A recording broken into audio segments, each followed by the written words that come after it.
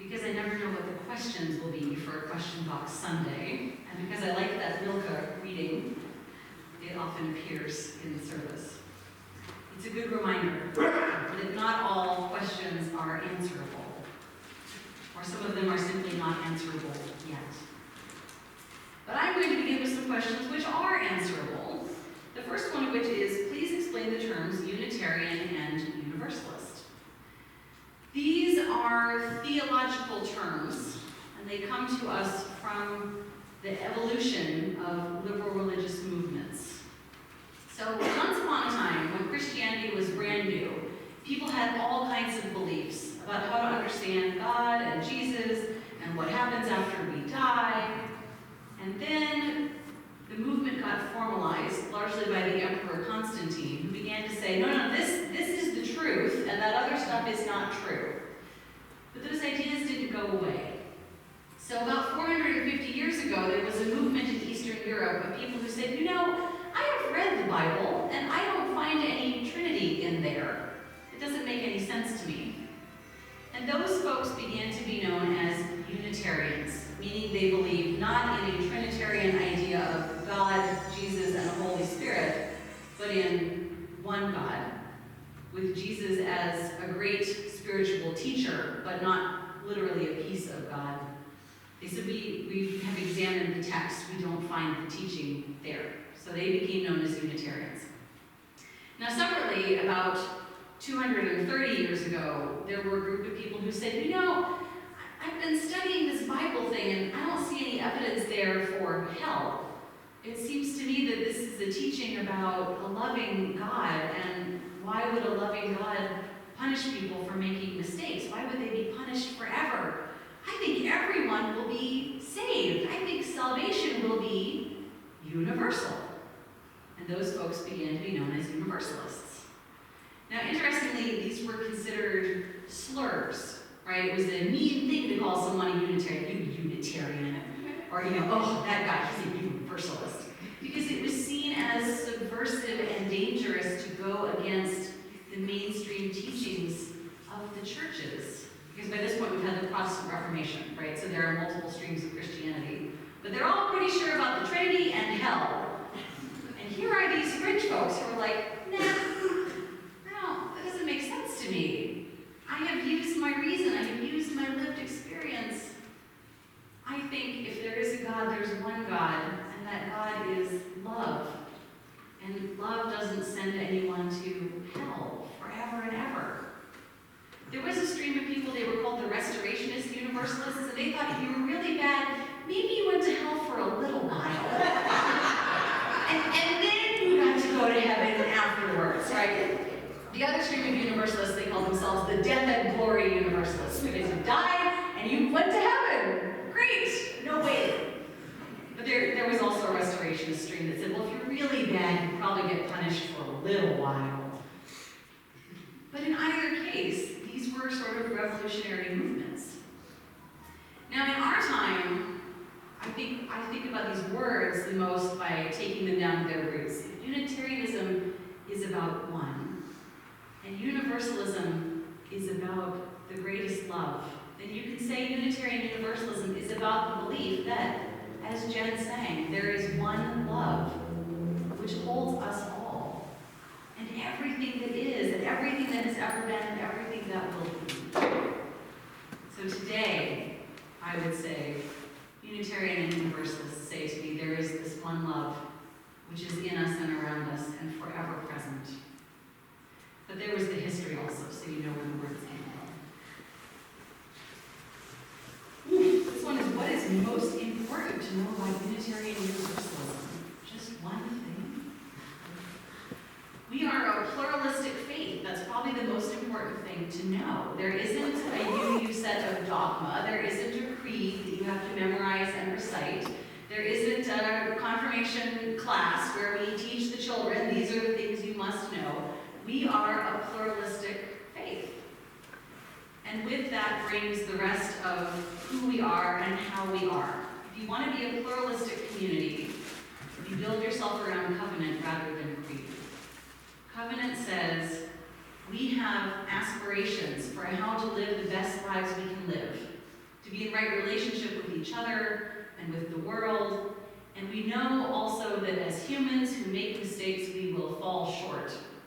And so we make covenants to remind us of the way that we want to be in the world. That's based around values and behaviors, not around statements of belief. So that comes out of our pluralism. And as I said earlier, we believe in freedom of choice, which is also part of our pluralism. I can articulate my theology, my understanding of how life works and how to make meaning of it in the ways that make sense to me. And you can articulate it in the ways that make sense to you. And we respect that we come from different places, we have different lived experiences, we think about life differently.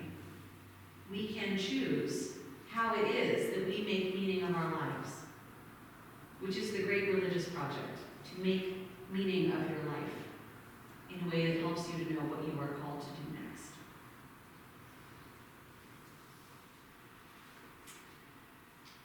Approximately what percentage of current UUs previously practiced a different religion and what percentage were born into it?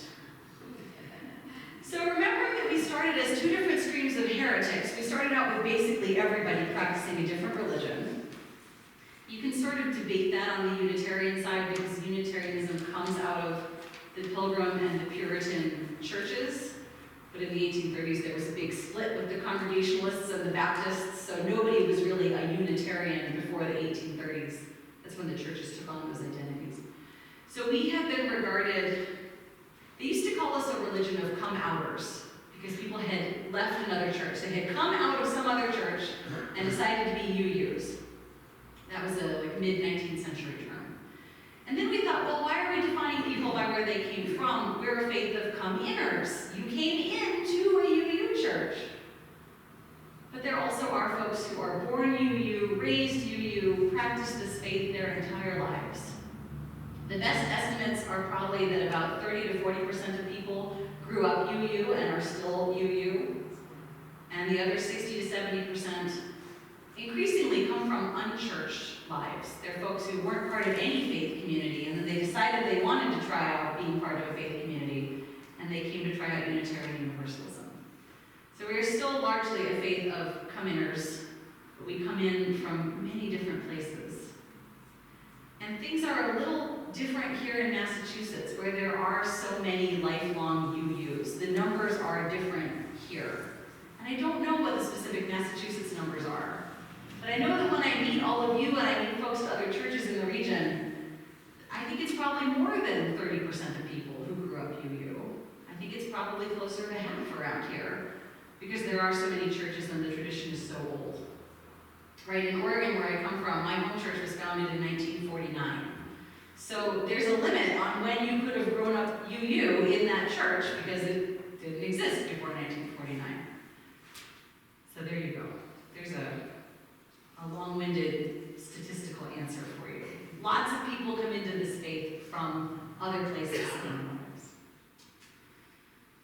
This person writes, I've long been curious about UUism and UU thoughts on sin and the idea of an absolute objective right and wrong. I'm going to do the sin part because that's easier. I think about sin, and I think many UUs think about sin in the same way that the Jewish tradition teaches about sin. It is a way of saying you have missed the mark. So you have something you're aiming for in your life, right? You have your values, you have your covenant. This is the kind of life that I am called to live, to bless the world. And, oh man, I was aiming there, but I didn't make it. I was going to live a really low-impact, sustainable life to mitigate climate change, but they had a really great sale at IKEA. And I bought a bunch of stuff, and I didn't need it. So there was my aim, and I'm over there. All right. I missed the mark. This is not a forever blot upon my soul. I don't have to go to brief restorationist hell. I have to be honest with myself about the fact that I had an aim, and I missed the mark. What am I going to do to learn about that? How am I going to make my choices closer to my mark next time? And if I missed the mark in relationship with someone, What is it that I need to do to repair and restore that relationship? If my mark is, I treat every person with respect for their inherent worth and dignity, but oh, nope, I was pretty rude to that person just now. What am I going to do about it? I should go to that person and say, I've come to apologize. I want us to be in right relationship.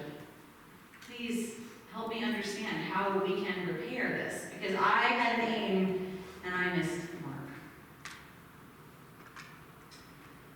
Absolute objective right and wrong is almost impossible to answer. I think there are a few things we could say are absolutely objectively wrong, and they have to do with doing harm to others. But even that is complicated because we live in this complex world where when I go and buy a t-shirt on sale at Old Navy, I am in fact probably doing harm to someone who is exploited in poor working conditions in a developing country. Right? I can say it's obviously, objectively, morally, absolutely wrong to hit someone with my car. But if I'm driving my car and somewhere far down the line, the manufacturer of that car caused harm to somebody, how can I even know that? So don't do direct harm that you know about, is probably the easiest answer. Do good as much as you can. Offer healing, offer kindness. But know that we live in a really complicated world with a lot of gray areas. Which is why it's useful to think of it as this is my aim and sometimes I miss the mark. And then I learn more. And when I know better, I do better. And I make different choices and I get closer and closer. And I offer myself a little kindness for the fact that I can't live my values absolutely perfectly every time.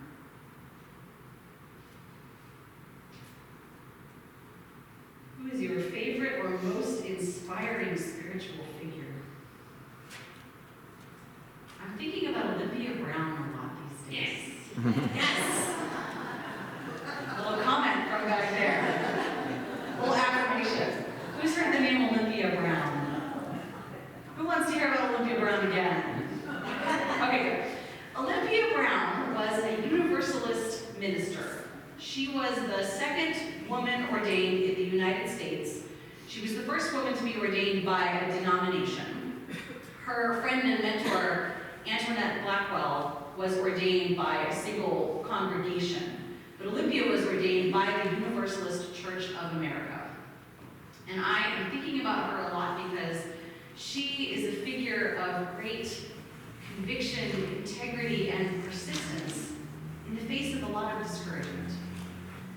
Olympia said, in a time when women didn't go to college, because it was the mid-19th century, she said, I want to go to college. And her family said, yeah, okay. Some people are starting to educate women. That sounds fine. So she went to college. She went to Oberlin. And she said, I think I have a call to the ministry. And she said, I'm going to be a minister. And people said, really?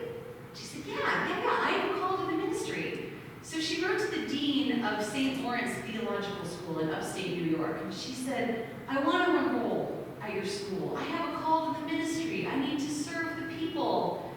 And the dean said, we don't really think women should be ministers. But I will leave it between you and God. And he figured that would settle her down. And Olympia wrote back, great, God's calling me to be a minister. I'll be there in September. He's like, oh no, all right, fine. It won't work. So Olympia comes, she enrolls, she's doing well in her classes, but her classmates were awful to her. She had a high-pitched voice, and she would try to lower it for preaching class to sound more like the men. And all of her male classmates would sit there, making great squeaky little voices. But she made it. She made it through. She was ordained. And she went on to serve, 4 or 5 different congregations. Often they were smaller churches. They were regarded as, the not very important, not very great ones. Well, we'll send a woman there. She can't do too much damage. And Olympia would come in and she would transform these congregations.